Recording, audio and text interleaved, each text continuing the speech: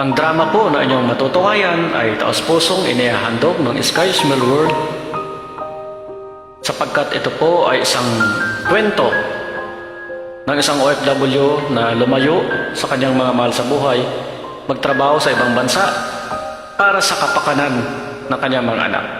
Tunghayan po natin.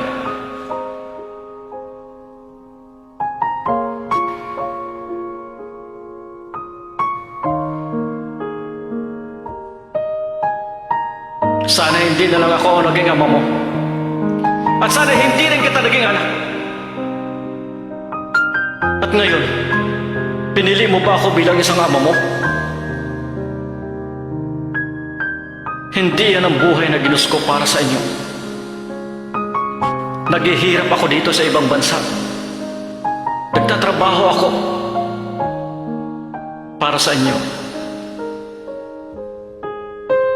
Puro na lang sama ng loob ang nababalitaan ko sa mga nangyayari sa'yo. Puro na lang barkada ang iniisip mo. At kahit na nandito ako at nandyan kayo sa mga lupalok ng mundo, dala-dala ko ang obligasyon ko para sa inyo dahil magulang niyo ako.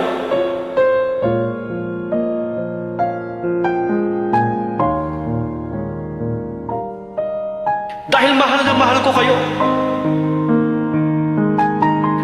At ngayon sasabihin mo sa akin na hindi kita maintindihan? Bakit? Ni minsan ba inintindi mo ba ako? Minsan ba inisip mo ba kung kumain man lang ako? Narito ako sa gitna ng desierto, naghahanap ng langis, nagtatrabaho para may mapapadala sa inyo. Pinapag-aral kita sa maayos na universidad.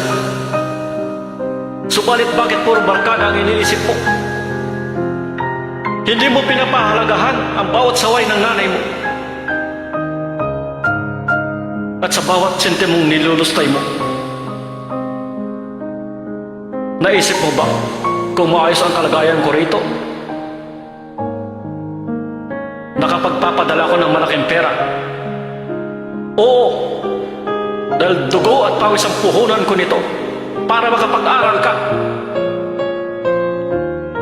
Dahil sa kabila ng mga pagtitiis ko rito, ang kapakanan mo ang iniisip ko para makatapos ka. Kami ng nanay mo. Pero bakit hindi mo pa rin kami maintindihan?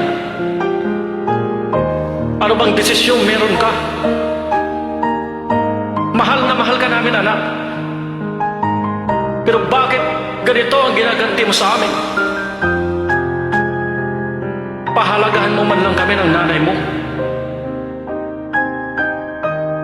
Sana hindi pa huli ang lahat para magbago ka. Dahil mahal na mahal ka namin.